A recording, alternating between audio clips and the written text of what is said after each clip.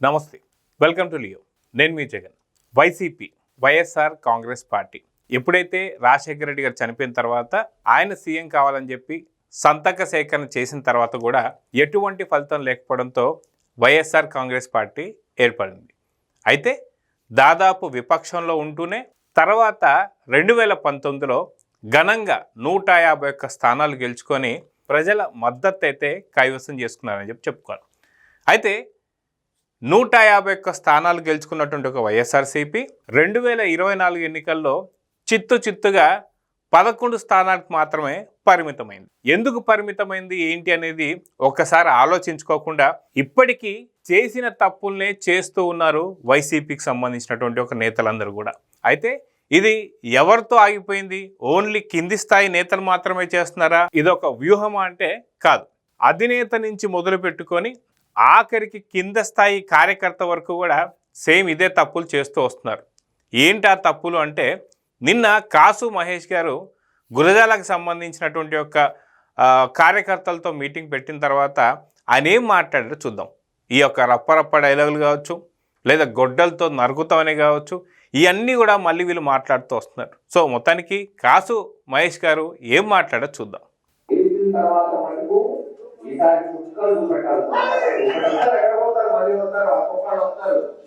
అయితే గెలిచిన తర్వాత మాత్రం ఈసారి చుక్కలు చూపించాల్సిందే అని చెప్పేసి అంటున్నారు.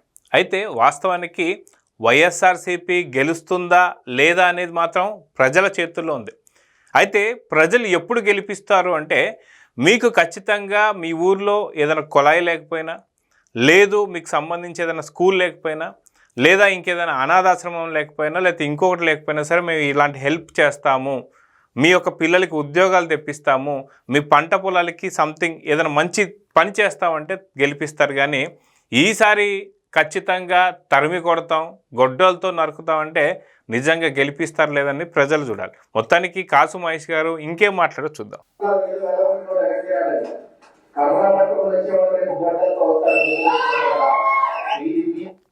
అయితే ఎప్పుడైతే పల్నాడు జిల్లాలో ఒక ప్రాంతంలో కావచ్చు, ఒక ఊర్లో కావచ్చు, ఒక పార్టీ గెలిస్తే దానికి ఆపోజిట్ పార్టీకి సంబంధించిన వాళ్ళు ఆ యొక్క ఊరు వదిలిపెట్టి వెళ్తూ ఉంటారు. ఇది ఇప్పటిది కాదు, ఎప్పటి నుంచో వస్తున్నటువంటిది. కానీ దీన్ని వైఎస్ఆర్సీపీ పెంచి పోషించి దాదాపు ఏదైతే టీడీపీకి సంబంధించిన కార్యకర్తలను ఊర్లలో కూడా రాకుండా చేసినటువంటి కొన్ని సంవత్సరాల పాటు జరిగింది. అయితే సుదీర్ఘ కాలం తర్వాత ఎవరైతే వైఎస్ఆర్సీపీకి సంబంధించి వాళ్ళకే వాళ్ళు భయపడిపోయారు, కానీ కూటమి ప్రభుత్వం వాళ్ళు తరిమి కొట్ల. అయితే వాళ్ళకే వాళ్ళు పోయిన వాళ్ళు ఎవరైతే ఉన్నారో వాళ్ళు ఈసారి కర్రలతో వెళ్ళిపోయారు, కానీ ఈసారి గొడ్డలతో వస్తారు, మళ్ళీ నరుకుతారని చెప్పి మాట్లాడుతున్నారు. నిజంగా ఇలాంటి వాళ్ళకి ఓటేస్తారండి? ఓటు నిజంగా నరుకుతాం, పొడుస్తాం అని చెప్పేసి అంటే ఖచ్చితంగా ఓటు వేస్తారా అనేది చూడాలి.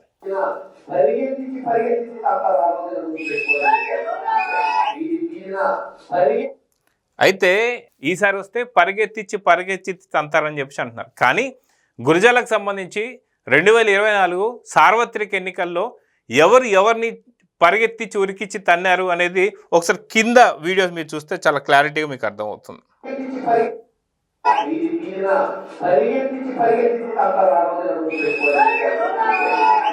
కాసు మహేష్ గారు కంప్లీట్గా పారిపోతున్నారు.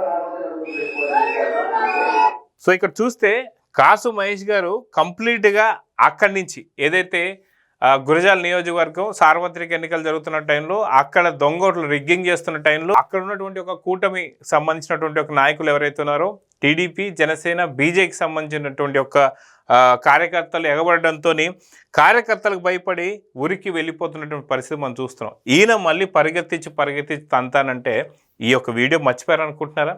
గురజాల ప్రాంతం వాళ్ళే కాదు, పూర్తి ఆంధ్రాలో కాసు మహేష్ ఆ రోజు పిరికి పందలాగా పరిగెత్తాడు, హైదరాబాద్లో దాచుకున్నాడని చెప్పేసి అని అందరికీ తెలిసిందే.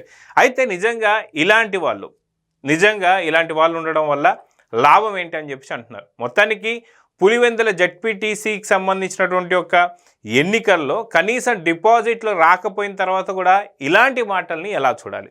సో ఇవే కాకుండా అధినేత దగ్గర నుంచి చూసుకుంటే కింద కార్యకర్త వరకు ఇలాంటి మాటలు మాట్లాడుతుంటే నిజంగా వీళ్ళని గెలిపించుకుంటారా ఆంధ్ర ప్రజలు అనేది ఇప్పుడు చూడాల్సింది. అయితే మొత్తానికి కామెంట్ రూపంలో మనకి మీరు నిజంగా వాళ్ళకు ఓటు వేస్తారా లేదనేది చూద్దాం. ఇంకా చాలా ఉన్నాయి, వాటికి సంబంధించి ఏందో చూపిస్తాను. అయితే దాదాపు మనం చూసుకుంటే సత్తెనపల్లి పర్యటన దగ్గర నుంచి గతంలో జరిగినటువంటి ఒక తెనాలి పర్యటన కావచ్చు, పొదిలి పర్యటన కావచ్చు, జగన్ ఎలాంటి పర్యటన తీసుకున్నా సరే అక్కడ ఖచ్చితంగా ఒక విధ్వంసాన్ని క్రియేట్ చేయాలని చెప్పి చూశారు. గతంలో మీ అందరికీ బాగా గుర్తుంటే ఢిల్లీ పర్యటన, కూటమి ప్రభుత్వం వచ్చి కరెక్ట్గా నెల నాళ్ళు లేనటువంటి ఒక టైంలోనే, నెల రోజులు ఇంకా పూర్తిగా కంప్లీట్ కానటువంటి టైంలోనే జగన్మోహన్ రెడ్డి ఢిల్లీ స్థాయికి వెళ్ళిపోయి అక్కడ 32 నుంచి 36 హత్యలు జరిగాయని చెప్పేసి అన్నాడు. అక్కడి నుంచే విధ్వంసం స్టార్ట్ చేశాడు వైఎస్ జగన్మోహన్ రెడ్డి. ఆంధ్రాలో జరుగుతున్నటువంటి ఒక ఏదైతే కూటమి పరిపాలన ఏదైతే ఉందో దీని గురించి ఢిల్లీలో పోయి ప్రస్తావించి అక్కడ 36 హత్యలు జరిగాయి, అక్కడ శాంతి భద్రత లోపించాయని చెప్పి మాట్లాడారు. వాస్తవానికి గతంలో జస్ట్ ఎలక్షన్ కన్నా ముందు పులివెందుల పులి సింహం సింగిల్గా వస్తుంది అని చెప్పేసి అన్నవాడు భయపడిపోయి ఢిల్లీకి వెళ్ళి మాట్లాడడం మనం ఎలా మాట్లాడడం మనం చూస్తూ వస్తున్నాం. సో మొత్తానికి ఇక్కడ చూస్తే జగన్మోహన్ రెడ్డి ఇక్కడ రప్ప అని మాట్లాడడం మనం చూసాం. రప్ప నరుకుతారంట. అదేవిధంగా చూసుకుంటే అప్పుడు జరుగుతున్నటువంటి ఒక ఏదైతే పర్యటనలో ఫ్లెక్సీలు కూడా చూసాం. ఏదైతే రప్పకు సంబంధించిన ఫ్లెక్సీలు కూడా అప్పట్లో పెద్ద హల్చల్ అయితే జరిగాయి. సో ఇలాగా జగన్మోహన్ రెడ్డి కింద స్థాయి క్యాడర్ని కూడా రెచ్చగొట్టేటు అనేది చూస్తూ వస్తున్నాం. ఇవే కాకుండా ఇంకా చాలా కూడా ఉన్నాయి. మరొకటి చూసుకుంటే వైకాపా శ్రేణులు గొడ్డలతో తిరిగి వస్తారు, మాజీ ఎమ్మెల్యే కాసు మహేష్ రెడ్డి వ్యాఖ్యలు మాచవరంలో. సో నిజంగా గొడ్డలతో తిరిగి వస్తారంటే ఏం చేస్తారండి? గొడ్డలతో తిరిగి వచ్చి అంటే 2019 మార్చి 15 మర్చిపోయారు అనుకుంటున్నారా? వైఎస్ వివేకానందరెడ్డి గారిని సొంత వ్యక్తులే నరికిన తర్వాత ఊర్లో వ్యక్తులు పెద్ద విచిత్రం కాదుగా నరకడం. సో నిజంగా ఇప్పటికీ కూడా వైసీపీకి సంబంధించినటువంటి ఒక మాజీ ఎమ్మెల్యేలు కూడా ఇలా గొడ్డలతో తిరిగి వస్తారని చెప్పి మాట్లాడడాన్ని నిజంగా ప్రజలు హర్షిస్తారా? ఇంకా వాళ్ళు చాలా మాట్లాడి చూద్దాం. ఇంకో వైపు చూసుకుంటే మనకి నరుకుతాం చంపుతాం అని చెప్పేసి ఫ్లెక్సీలు పట్టుకోవడం, ఇలా ఎన్నో రకాలుగా చూసుకుంటే జగన్ పర్యటనలో రచ్చ అంట. ఏదైతే పొదలికి సంబంధించి పొగాకు పర్యటనలు వెళ్తున్నప్పుడు అక్కడ వెలిసినటువంటి ఒక పోస్టర్లు ఏవైతే ఉన్నాయో, ఫ్లెక్సీలు ఏవైతే ఉన్నాయో, రేపు పొదల్లో పూర్తి రచ్చ కాబోతుందని చెప్పి ఫ్లెక్సీలు మనం చూస్తూ వస్తున్నాం. అయితే దీన్ని చూసిన తర్వాత అధినేత జగన్మోహన్ రెడ్డి గారు ఏం చేయాలండి? ఖచ్చితంగా అలాంటి వాళ్ళపైన చర్యలు తీసుకొని అలా మాట్లాడొద్దు, అలా చేయకూడదని చెప్పాల్సింది పోనిచ్చి ఆయన మళ్ళీ దాన్ని తీసుకొచ్చేసి రప్ప అనే ఫ్లెక్సీలు వెలిసిన తర్వాత ప్రెస్ మీట్ పెట్టి అక్కడ ఎదురుగా ఉన్నటువంటి జర్నలిస్టులని ఏమన్నారు? ఏ సినిమాది? రప్పనా? ఓహో, గంగమ్మ జాతరలో పొట్టేళ్ళు తల్లలు నరికినట్టు మళ్ళీ చెప్పు అని చెప్పేసి రెచ్చగొట్టి చేయించిన వ్యాఖ్యలు కూడా మనం చూస్తూ వస్తున్నాం.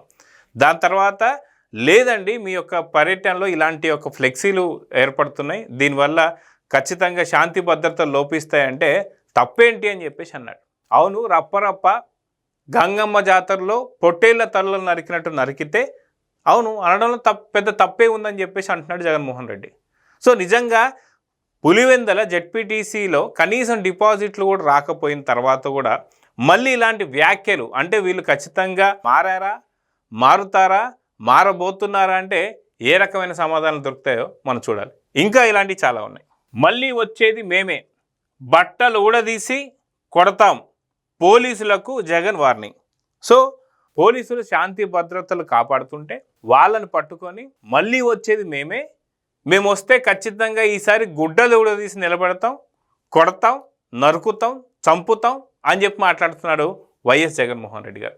గతంలో ఆయన కూడా సీఎంగా చేశారు కాబట్టి, మాజీ సీఎం కాబట్టి 2019-24 దాకా పోలీసులు ఎలా చెబితే అలా వినాలి కాబట్టి ఇప్పుడు జగన్మోహన్ రెడ్డి గారు చెప్పినటువంటి ఒక పోలీసులందరూ కూడా కటకటాలు వెనుక ఎవరండి? మామూలు కానిస్టేబుల్ కావచ్చు, ఎస్ఐలు కావచ్చు, వీళ్ళు కాదు, డైరెక్ట్ ఐఏఎస్లు ఐపీఎస్లే. పిఎస్ఆర్ ఆంజనేయులు గారు ఇప్పుడు ఎక్కడున్నారు? అదేవిధంగా చూసుకుంటే విశాల్ గుని ఎక్కడున్నాడు? అదేవిధంగా కాంతిరాణ టాటా ఎక్కడున్నాడు? విధుల్లో ఉన్నారు వీళ్ళంతా. నిన్న చూసుకుంటే ఏదైతే సిఐడి చీఫ్ సంజయ్ ఎక్కడున్నాడు? నిన్న అడిగినటువంటి ఒక ప్రశ్నలు ఏవైతే ఉన్నాయో ప్రతి ఒక్కరు కూడా చెప్పేది ఒకటి, అడిగిన ప్రశ్నలన్నిటికీ కూడా తెలియదు, గుర్తులేదు, మర్చిపోయాం. అంటే సిఐడి చీఫ్ సంజయ్ కూడా జస్ట్ 2019 నుంచి 24 దాకా, అంటే జస్ట్ 15 నెలల్లో అన్నీ మర్చిపోతాడా? సో జగన్మోహన్ రెడ్డి చేసినటువంటి ఒక అరాచకాలు, పోలీసులతో ఆయన చేయించుకున్న పనులు, ఇప్పుడు అదే పోలీసులు చట్ట ప్రకారంగా చేస్తున్నప్పుడు వాళ్ళపైన ఇలాంటి మాటలు. సో ఇలాంటి వారికి మీరు ఓటేస్తారా, ఓటు వేస్తారా లేదనేది ఖచ్చితంగా పులివెందులకు సంబంధించి జెడ్పీటీసీ ఎన్నికలు ఏవైతే ఉన్నాయో చాలా క్లారిటీ అయితే ఇచ్చేసిందని చెప్పుకోవాలి. 600 ఓట్లు కూడా పూర్తిగా రానటువంటి ఒక మీరు ఈరోజు మళ్ళీ వచ్చేది మేమే, ఈసారి వస్తే ఖచ్చితంగా మిమ్మల్ని నరుకుతాం, పొడుస్తాం అని చెప్పేసి అనడం, అదిగాక వెళ్ళిన వాళ్ళు కర్రలతో వెళ్ళారు, వచ్చే వాళ్ళు ఈసారి గొడ్డలతో వస్తారంటే అంటే అందరు కదిరిపోతున్నారా? కదర్ నుంచి గొడ్డలు ఏమైనా తెస్తున్నారా? అందరు కూడా బాబాయ్ వేసినట్టు వేటు వేసేద్దామని చెప్పేసి అంటున్నారా? నిజంగా మరి ప్రజలందరినీ కూడా వేటు వేసేస్తానని చెప్పేసి అన్న తర్వాత కూడా మీకు ఎందుకని ఓట్లు వేస్తారు? ఒక చిన్న లాజికే మిస్ అవుతున్నారే. అయితే ఆయనకు సంబంధించినటువంటి ఒక పర్యటనలో ఎక్కడైతే ఫ్లెక్సీలు ఏర్పడ్డాయో ఆ ఫ్లెక్సీల్లో కూడా ఏం చెప్పారన్నమాట, తెదేపా వారిని నరుకుతాం అన్నాడంటే మంచిదే కదా అని చెప్పేసి అన్నాడు. అంటే తెదేపాకు సంబంధించినటువంటి వారిని నరుకుతామని చెప్పి పోస్టర్లు పెట్టుకుంటే అది మంచిదే కదా అని చెప్పి మాట్లాడుతున్నారు. అంటే ఏ రకమైనటువంటి రాజకీయాన్ని మీరు తీసుకొద్దాం అనుకుంటున్నారు? వైఎస్ఆర్ ఫ్యామిలీలో ఉన్నటువంటి ఒక రాజకీయాన్ని పూర్తి రాష్ట్ర వ్యాప్తంగా పంచాలనుకుంటున్నారా? మీ కుటుంబంలో జరుగుతున్నటువంటి ఒక అన్ని అరాచకాలు, అవినీతులు అన్నీ కూడా తీసుకొచ్చేసి రాష్ట్రం మొత్తం జరగాలని కోరుకుంటున్నారా? 2019 నుంచి 24 దాకా ప్రజలు అన్ని రకాలైనటువంటి ఒక మీ యొక్క విన్యాసాలు చూసేశారు. అటు ఇంట్లో మీ బాబాయిని చంపడం చూశారు, అదేవిధంగా చూసుకుంటే మీరు తల్లిని కోర్టుకి ఈడ్చడం చూశారు, చెల్లిని బయటికి నెట్టడం చూశారు, సొంత మేనల్లుడు మేనకోడలకు సంబంధించిన ఆస్తులు తినేయాలని చెప్పి చూశారు. అదేవిధంగా చూసుకుంటే ఎన్నో రకాలుగా చూస్తున్నారు. సొంత మీ పిన్నమ్మకు సంబంధించి భర్త కోల్పోతే తాళి తెంచేసి కనీసం ఓదార్పు ఇవ్వలేదు. నిన్న వైఎస్ఆర్ గారి దగ్గర తల్లికి సంబంధించి కూడా తను దగ్గరికి వచ్చినా సరే పక్కన నెట్టేయడం జరిగింది.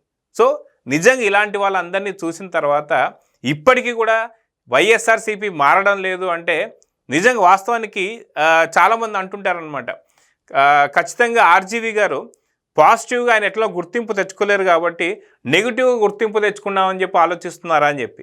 సో అదే కోవలో జగన్మోహన్ రెడ్డి వెళ్తున్నాడంటే ఖచ్చితంగా ఆర్జీవీకి పట్టిన గతే పడుతుంది. ఒకానొక టైంలో మంచి మంచి సినిమాలు తీసినటువంటి ఆర్జీవీ తర్వాత నేను తెలుగు సినిమాలు తీయనని చెప్పి బాలీవుడ్కి వెళ్ళిపోవడం, బాలీవుడ్ నుంచి మళ్ళీ తెలుగులోకి రావడం, ఇప్పుడు కనీసం తను చూసేటువంటి ఒక పరిస్థితి కూడా లేదు. అదేవిధంగా పూర్తిగా రాజకీయ శూన్యం కాబోతున్నాడా, రాజకీయ సమాధి కట్టుకోబోతున్నాడా జగన్మోహన్ రెడ్డి అంటే అవునని అనిపిస్తుంది. అదేవిధంగా చూసుకుంటే రెంటపాల పర్యటనలో నాగమల్లేశ్వరరావు అనేటువంటి ఒక బెట్టింగ్ యాప్స్తో 1.5 బెట్టింగ్ కట్టి అక్కడ మళ్ళీ డబ్బులు అడుగుతారని చెప్పి భయంతో ఉరి వేసుకొని చనిపోయినటువంటి ఒక నాగమల్లేశ్వరరావు ఎవరైతే ఉన్నారో ఆయన్ని పరామర్శిస్తానికి వెళ్ళి దాదాపు సంవత్సరం తర్వాత, అంటే జూన్ 9, 2024 చనిపోతే ఈయన జూన్ 18, 2025 వెళ్ళారు. సో సంవత్సరం తర్వాత ఎందుకు గుర్తొచ్చాడు ఇప్పటికి ఎవరికి అర్థం కావట్లా. వాళ్ళ నాన్నగారికి కూడా అర్థం కాలేదు ఎందుకని వచ్చాడని. అక్కడికి వెళ్ళి నాగమల్లేశ్వరరావు గురించి మాట్లాడాల్సింది పోనిచ్చి అక్కడికి వెళ్ళి ఏమంటాడండి, సినిమా చూపిస్తా అంటాడు. అది ఏ సినిమా అనేది అర్థం కావట్లా. అంటే ఆర్జీవీ కంప్లీట్గా మైండ్లో దూరాడా లేదా ఆర్జీవీ ఏమైనా స్క్రిప్ట్ ఇస్తున్నాడు అనేది అర్థం కాని పరిస్థితి. మనం చూసుకుంటే వైఎస్ఆర్ పార్టీకి సంబంధించి సింబల్ ఏమైనా మారబోతుందా? కాసు మహేష్ రెడ్డి కూడా కన్ఫర్మ్ చేశాడా?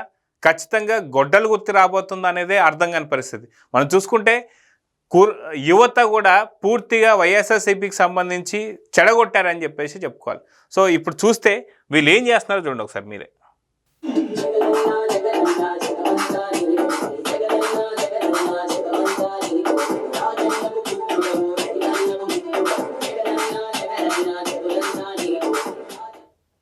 సో ఇలా వీళ్ళు చేస్తున్న తెనాలిలో అక్రమాలు మనం చూస్తున్నాం.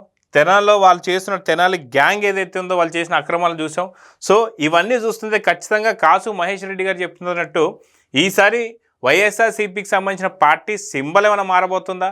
సో పార్టీ సింబల్ ఏమైనా మారుస్తానికి ఇలాంటి ప్రయత్నాలు చేస్తున్నారా? అదేవిధంగా చూసుకుంటే శివకుమార్ ఎవరైతే ఉన్నారో వాస్తవానికి వైఎస్ఆర్సీపీకి సంబంధించి ఆయన ఈ యొక్క పార్టీని స్థాపించారు. ఆయన దగ్గర నుంచి లాక్కున్న తర్వాత మొన్న మధ్య ఆయన కూడా ఎలక్షన్ కమిషన్కి ఒక లేఖ రాశారంట.